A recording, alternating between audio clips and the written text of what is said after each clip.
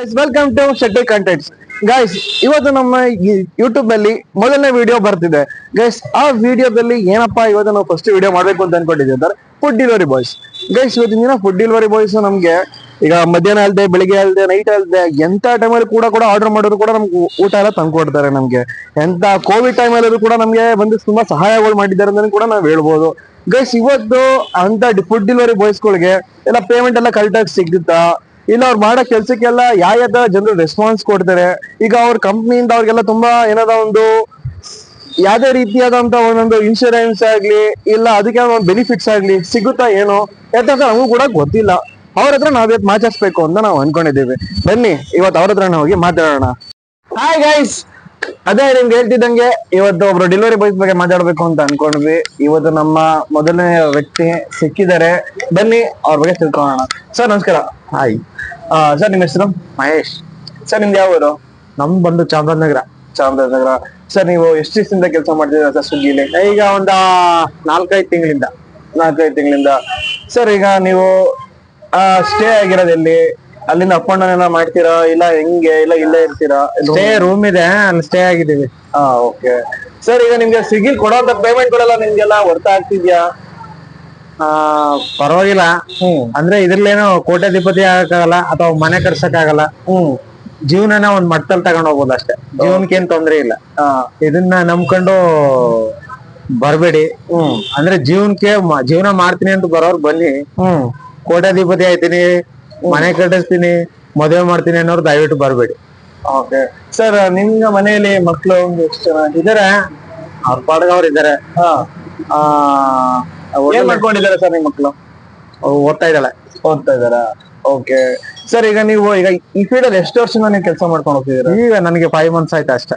5 months ನೀವು joining ಹೋಗ್ತಿದ್ದೀರಾ? Okay sir. ಈಗ ನಿಮ್ಗೆ ಕಂಪ್ನಿಲಿ ಏನಾರ ನಿಮ್ಗೆ ಇನ್ಶೂರೆನ್ಸ್ ಆಗ್ಲಿ ಇಲ್ಲ ಬೇರೆ ಯಾವ್ದಾರ ಬೆನಿಫಿಟ್ಸ್ ಆಗ್ಲಿ ಅದರ ಸಿಗುತ್ತಾ ನಿಮ್ಗೆ? ಇನ್ಶೂರೆನ್ಸ್ ಇದೆ ಅಂತ ಗೊತ್ತಿದೆ, ಬಟ್ ಯಾರು ಕ್ಲೈಮ್ ಆಗಿದೆಯೋ ಆಗಿಲ್ಲೋ ಅದಂತೂ ನನಗೆ ಗೊತ್ತಿಲ್ಲ. ಯಾಕಂದ್ರೆ ನಾ ರೀಸೆಂಟ್ ಆಗಿ ಸೇರಿರೋದ್ರಿಂದ ಜಸ್ಟ್ ಅದ್ರ ಬಗ್ಗೆ ನನಗೆ ಮಾಹಿತಿ ಇಲ್ಲ. ಅಂದ್ರೆ ಇನ್ಶೂರೆನ್ಸ್ ಇದೆ, ಅಕಸ್ಮಾತ್ ಒಂದ್ ವೇಳೆ ಸ್ವಿಗ್ಗಿ ಕೆಲಸ ಮಾಡ್ತಿರೋದ್ರಿಂದ ಸ್ವಿಗ್ಗಿ ಕೆಲಸ ಮಾಡ್ತಿರ್ಬೇಕಾದ್ರೆ ಏನಾದ್ರು ಅಪಘಾತಗಳಾದ್ರೆ 10 ಲಕ್ಷ ಇದೆ ಅಂತ ಹೇಳ್ತಾರೆ. Okay sir. ಇದು ನೀವು ಸ್ವಿಗ್ಗಿ ಒಂದೇ ಕೆಲಸ ಮಾಡ್ತೀರಾ ಇಲ್ಲ ಜೊತೆಗೆ ಬೇರೆ ಯಾವ್ದಾರ ಕೆಲಸಗಳೆಲ್ಲ ಮಾಡ್ತಿದ್ದೀರಾ ಹೆಂಗೆ? ಕೆಲವ್ರು ಮಾಡ್ತಾರೆ, ಬಟ್ ನಾನು ಫುಲ್ ಟೈಮ್ ಮಾಡ್ತಾ ಇದ್ದೀನಿ. ಫುಲ್ ಟೈಮ್ ಸ್ವಿಗ್ಗಿ ಮಾಡ್ತೀರಾ? ಸರ್ ನೀವು ದಿನಕ್ಕೆ ಎಷ್ಟು ಗಂಟೆ ಟೈಮ್ ಕೆಲಸ ಮಾಡ್ತೀರಾ ಇದ್ರಲ್ಲಿ? ನಾನ್ ಬಂದು ಬೆಳಿಗ್ಗೆ 6 ಗಂಟೆಯಿಂದ ನೈಟ್ 12 ಗಂಟೆ ತನಕ ಮಾಡ್ತಾ ಇದ್ದೀನಿ. ನೈಟ್ ನಿಮ್ ಕೆಲಸ ಎಲ್ಲ ಹೇಗ್ ನಡೀತಿದೆ ಸ್ವಿಗ್ಗಿ? ಫುಲ್ ಅಷ್ಟು ಅಂದ್ರೆ 15 ಅವರ್ ಲಾಗಿನ್ ಇದ್ರು 1,000 ರೂಪಾಯಿ ಆಗಲ್ಲ. Okay sir. ಈಗಂತೆಲ್ಲ ಬಂತ ದಿನ ಪೂರ್ತಿ ಲಾಗಿನ್ ಎಲ್ಲ ಕೊಡ್ತೀರಲ್ಲ ನೀವು? ಡೈಲಿ 6 ಗಂಟೆಗೆ ಎದ್ದು ಬರೋದು. 6 ಗಂಟೆಯಿಂದ ನೈಟ್ 11 ಗಂಟೆ ಹೊಡೆದ್ರು 840 ರೂಪಾಯಿ ಹೊಡೆಯಕಾಲ. ಸ್ಲ್ಯಾಬೇ ಆಯ್ತಾ ಇಲ್ಲ. ಸ್ಲ್ಯಾಬ್ ಆಗ್ತಲ್ಲ ಸರ್. ಈಗ ಅಂತವ್ರು ಅದ್ರ ಬಗ್ಗೆ ನೀವು ಕಂಪ್ನಿಗೆ ಇನ್ಫಾರ್ಮ್ ಮಾಡಿದ್ದೀರಾ? ಏನ್ ಇನ್ಫಾರ್ಮ್ ಮಾಡಿದ್ರು ಏನು ವೇಸ್ಟ್, ಯೂಸ್ ಇಲ್ಲ. TL ಅಂತ ಇದಾರೆ, ವೇಸ್ಟ್. ಏನಕ್ಕೂ ರೆಸ್ಪಾನ್ಸ್ ಇಲ್ಲ. ಅವ್ರದ್ದು ಯಾವ ಕೆಲಸ ಅಂತ ಅವ್ರಿಗೆ ಗೊತ್ತಿಲ್ಲ. Okay 9,000 okay. ಈಗ ನೆಕ್ಸ್ಟ್ ಬರೋ ಅಂತ ಯೂತ್ಸ್ಗಳಿಗೆಲ್ಲ ಈ ಸ್ವಿಗ್ಗಿ ಬಗ್ಗೆ ಏನ್ ಹೇಳಕ್ ಇಷ್ಟಪಡ್ತೀರಾ? ಫುಡ್ ಡೆಲಿವರಿ ಬಾಯ್ಸ್ ಬಗ್ಗೆ ಅದ್ರ ಬಗ್ಗೆ ಅವ್ರ ಇಷ್ಟ. ನಮ್ಗೆ ಏನೋ ನಡೀತಾ ಇದೀವಿ ಅಷ್ಟೇ ಕಾಲ. ಬಟ್ ಮಾಡ್ಬೋದು ಅಂತ ಹೇಳ್ತೀರಾ? ಪರವಾಗಿಲ್ಲ ಅಂತ ಮಾಡ್ಬೋದಿಂದಲ್ಲ. ಏನ್ ಮಾಡ್ತಾ ಇದೀವಿ, ಬೇರೆ ಏನ್ ಕೆಲಸ ಏನಿಲ್ಲ ಅಲ್ಲ, ಅದೆಲ್ಲ ಮಾಡ್ತಾ ಇದೀವಿ. ಈಗ ನಿಮ್ಗೆ ಇಷ್ಟು ವರ್ಷ ಕೆಲಸ ಮಾಡ್ತಿದ್ದೀರಲ್ಲ, ಈಗ ನಿಮ್ಗೆ ಏನಾದ್ರು ಬೆನಿಫಿಟ್ಸ್ ಏನಾದ್ರು ಸಿಗ್ತಿದ್ಯಾ ನಿಮ್ಗೆ? ಏನಾದ್ರು ಇನ್ಶೂರೆನ್ಸ್ ಇಲ್ಲ ಫ್ಯಾಮಿಲಿ ಇನ್ಶೂರೆನ್ಸ್ ಆ ಥರದ್ದು ಏನಾದ್ರು ಆಗಿದ್ಯಾ? ಸ್ವಲ್ಪ ಸಾಲಗಳು ಸ್ವಲ್ಪ ಇದಾಗಿದೆ, ಅನುಕೂಲ ಆಗಿದೆ. ಎಲ್ಲ ಸಾಲ ತೀರ್ಸಿದೀರಾ ಇದರಿಂದ? ಇಲ್ಲ, ಸ್ವಲ್ಪ ತೀರ್ಸಿದ್ದೀನಿ ಅಷ್ಟೇ. ಇನ್ನು ಬಾಕಿ ಐತೆ ಸಾಲ. ಒಟ್ಟಲ್ಲಿ ಕೆಲಸ ಮಾಡಿದ್ರೆ ಸ್ವಲ್ಪ ಸಾಲಗಳೆಲ್ಲ ನನಗೆ ಬೇರೆ ಕೆಲಸ ಮಾಡಕ್ಕೆ ಅವ್ರು ಹೆಂಗೆ ತರಬೇಕು ನಾವು. ಇದನ್ನ ನಮ್ ಇಷ್ಟ ಬರ್ಬೋದು, ನಮ್ ಇಷ್ಟ ಹೋಗ್ಬೋದಲ್ಲ. ಹೌದು. ಅದರಿಂದ ಔಟ್ ಆದ್ರೆ ಪರವಾಗಿಲ್ಲ. ಓಕೆ.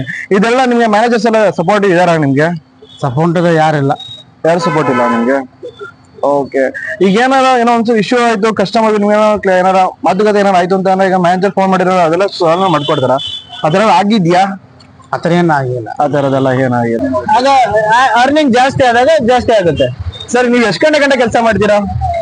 ಈಗ ಮಧ್ಯಾಹ್ನ 12ರಿಂದ ನಂದು ಸೆಕೆಂಡ್ ಶಿಫ್ಟ್, ನೈಟ್ 11 ಗಂಟೆವರೆಗೂ ಮಾಡ್ಬೋದು. ಅಥವಾ ನಾವು 10 ಗಂಟೆಗೆ ಹೋಗ್ತೀವಿ, 10 ಗಂಟೆಗೆ ಹೋಗ್ತೀವಿ ಹೋಗ್ಬೋದು. ಓಕೆ ಸರ್, ಇದು ರೂಲ್ಸ್ ಅಂಡ್ ರೆಗ್ಯುಲೇಷನ್ಸ್ ಎಲ್ಲ ಯಾವ ತರ ಇರುತ್ತೆ? ಅದೇ ಅಲ್ಲಿ ಆರ್ಡರ್ ಕೊಟ್ಟಿರ್ತಾನೆ ಎಷ್ಟು ಕಿಲೋಮೀಟರ್ಗೆ ಅಂತ, ಕಿಲೋಮೀಟರ್ಗೆ 5 rupees. ಓಕೆ. ಕೆಲವು ಕಡೆ ಇನ್ಸೆಂಟಿವ್ ಜಾಸ್ತಿ ಸೇರುತ್ತೆ. ಲೇಟ್ ಲಾಗಿನ್ ಆದಾಗ ಕೊಡ್ತಾರೆ. ಅಂದ್ರೆ ರೆಸ್ಟೋರೆಂಟ್ ಗಳು ಲೇಟ್ ಆದಾಗ ಸೇಸ್ ಕೊಡ್ಬೋದು, 10 rupees ಈ ತರ. ಅಥವಾ ಇನ್ಸೆಂಟಿವ್ ಅಂತ ಕೊಡ್ತಾರೆ ಸಂಡೇ ಟೈಮ್ ಅಥವಾ ಹಬ್ಬ ದಿನಗಳಲ್ಲಿ ಇನ್ಸೆಂಟಿವ್ ಕೊಡ್ತಾರೆ.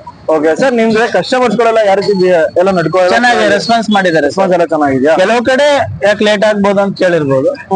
ಕೆಲವು ಕಡೆ ಚೆನ್ನಾಗಿ ರೆಸ್ಪಾನ್ಸ್ ಮಾಡಿದ್ದಾರೆ. ಟೀ ಬನ್ನಿ ಕುಡೀರಿ ಸರ್, ಕೂತ್ಕೊಳ್ಳಿ ಸರ್. ರೆಸ್ಟೋರೆಂಟ್ ಗಳು ಕೂಡ ರೆಸ್ಪಾನ್ಸ್ ಮಾಡ್ತಾರೆ. ಕೆಲವು ಕಡೆ ನಿಂತ್ಕೊಳ್ರಿ ಅಂತಾನೆ ಹೇಳ್ಬೋದು.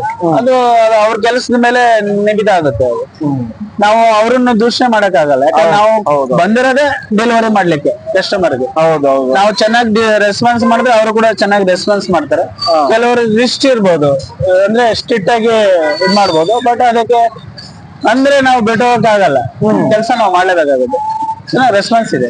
ಎಲ್ಲ ಪೂರಿ ತುಂಬಾ ಚೆನ್ನಾಗಿದೆ. ಕಮ್ಮಿ ಎಲ್ಲ ನಿಮ್ಗೆ ಇನ್ ಟೈಮ್ ಏನೇ ಹೆಚ್ಚು ಕಮ್ಮಿ ಅದು ಕೂಡ ಕಮ್ಮಿ ಏನೋ ತುಂಬಾ ಏನಾರ ಅವಾಗೆಲ್ಲ ಸಿಗ್ತಾರಾ? ಇವ್ರ ಮ್ಯಾನೇಜರ್ಸ್ ಗಳೆಲ್ಲ ನಿಮ್ಗೆ ತುಂಬಾ ಸಪೋರ್ಟಿವ್ ಆಗಿದ್ದಾರೆ? ಇಲ್ಲ, ನಮ್ಗೆ ಕೆಲವು ಸ್ವಿಗ್ಗಿಗಳು ರೇಡರ್ಗಳು ನಮ್ಗೆ ಹೆಲ್ಪ್ ಮಾಡ್ತಾರೆ ಸಮಸ್ಯೆಗಳ. ಹೀಗಿದೆ ನಮ್ಮ delivery boys life story guys. ಇದ್ರ ಮಧ್ಯ ನಮ್ಮ ನಿನ್ನೆ ಒಂದು ಇನ್ಸಿಡೆಂಟ್ ನಡೀತು.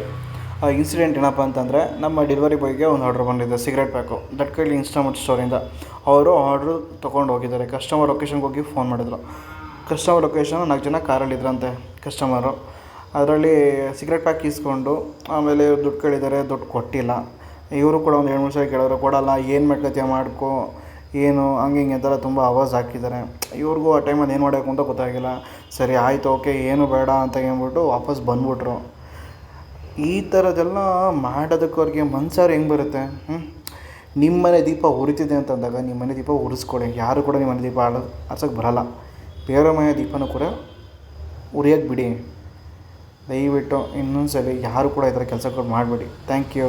ಈ ಕಂಟೆಂಟ್ ಇಷ್ಟ ಆಗಿದ್ರೆ ಶೇರ್ ಮಾಡಿ ಆ್ಯಂಡ್ ಹಂಗೆ ಸಬ್ಸ್ಕ್ರೈಬ್ ಮಾಡಿ, ಹಂಗೆ ಬೆಲ್ ಐಕಾನ್ ಹೊಡೀರಿ. ಮತ್ತೆ ಹೊಸ ವಿಡಿಯೋ ಜೊತೆಗೆ ನಿಮ್ಮ ಜೊತೆ ಸಿಗ್ತೀನಿ. Thank you.